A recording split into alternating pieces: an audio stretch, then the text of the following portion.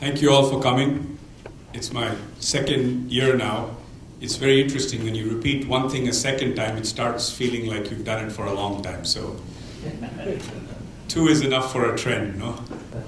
A very warm welcome to all of you. I think it feels more like colleagues and very distinguished colleagues that have taken the time to come to share some ideas and to see how we can build a collective future together.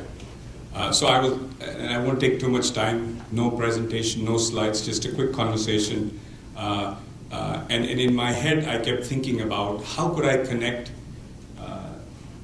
telematics with smart cities, and how does the future look? So I will start with a very simple story of personal transformation.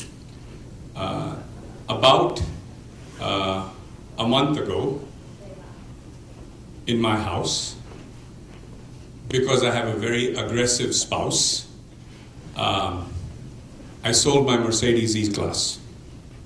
In my house, in Bangalore, we now no longer possess any vehicles at home. Now, of course, you have to, I'll spare you the gory details of how my wife insisted that the only reason why I had a Mercedes was because I was vain. That was a very difficult conversation. But then, the reason I bring that up to this distinguished group is to give you a flavor for how dramatic and fundamental change is upon us. So we are 4 members in our family. I have 2 teenagers at home, and the 4 of us have our own apps on our phones, and everybody goes wherever they want. They pull their transportation as they need. They get dropped off, they get picked up, and when you come to visit my house, I have a personal parking spot for you in my house. It's not trivial, because when you look at what telematics technology, the level of automation, the level to which devices are talking to each other, the level to which reliable information is being transmitted from one device to the other, and the level to which it directly affects our day-to-day personal life. I'm just very happy to be in Taiwan with probably most of the leaders of telematics thinking. So this is not just about industry, it's about personal life. That's the point I'm making, that when you create value for us in personal life, then industry benefits. You have lots and lots of customers. So, of course, you have heard that the theme is Designing Together Tomorrow. Of course, CYIENT is based in India, so I have to do my plug for my country. And the connection I would like to make in a very simple sort of way. I know it's going to sound a bit dramatic, but here's 2 countries where what's been developed as technology and capability in Taiwan, and what appears to be like how China was 20 years ago. An absolute ground zero, large business opportunity in India. I think we're right on the edge of connecting the source with the need. And if together, through partnership, we're able to connect the source with the need, the amount of benefit to the population, and of course the amount of commerce that we will enjoy together because of our partnership is spectacular. And for that, I just want to give you a couple of more data points. And I think I mentioned that last year also. 2 or 3 numbers. First number is in the next 5 to 10 years, 250 million humans are going to enter the workforce in India. 250 million is the size of very, very large countries. So imagine the hunger, the need, and the drive to absorb new technologies that is on the edge of happening in India. So I'm talking about consumers who are going to consume many of our devices whether it's telematics for automotive, whether it's a specific mobile technology.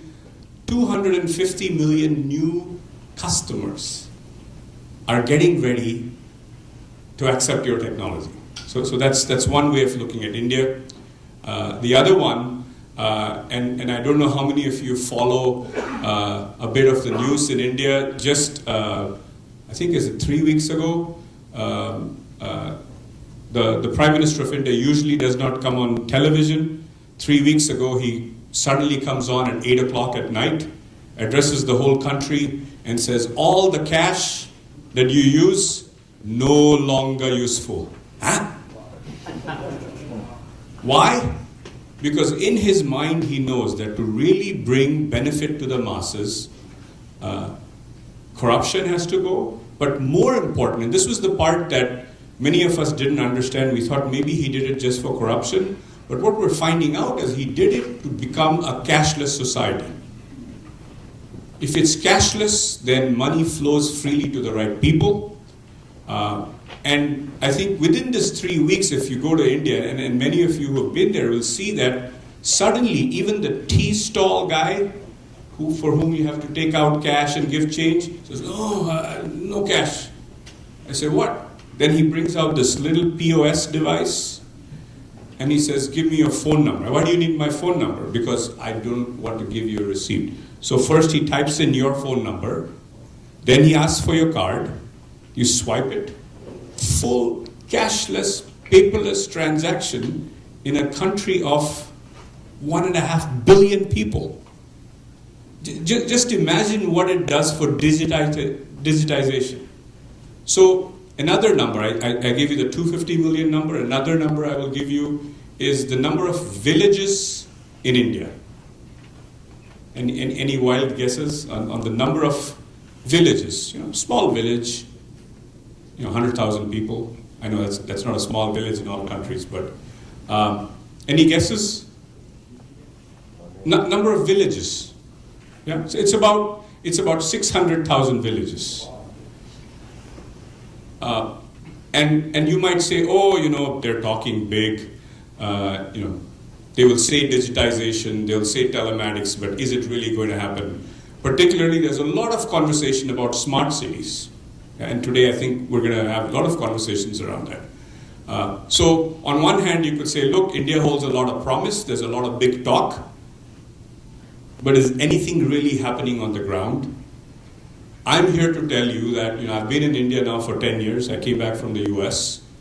And for the longest time, I had been skeptical about will change really happen or not. But I think in the last couple of years with the new government, it is accelerating at a pace hard for many of us to understand.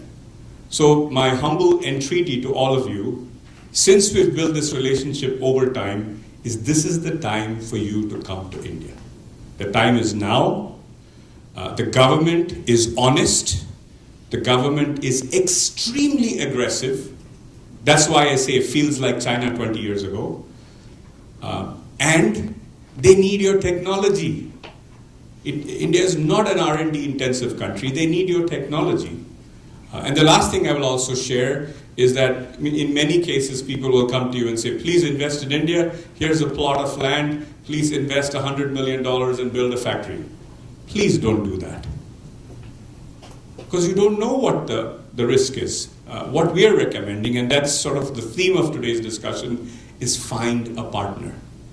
Of course, I'm here saying I am that partner. Shameless self-promotion. But find a partner. Find a reliable Indian partner with whom you share the risk and with whom you reap a very rich reward. So again, a very warm welcome to all of you. It is indeed a great privilege to be a host, to meet you and be part of developing these thinking. And I really hope that the time and energy you invest here today gives you new ideas and helps each of you build on your company or your own personal dreams of what the world should be like in the future.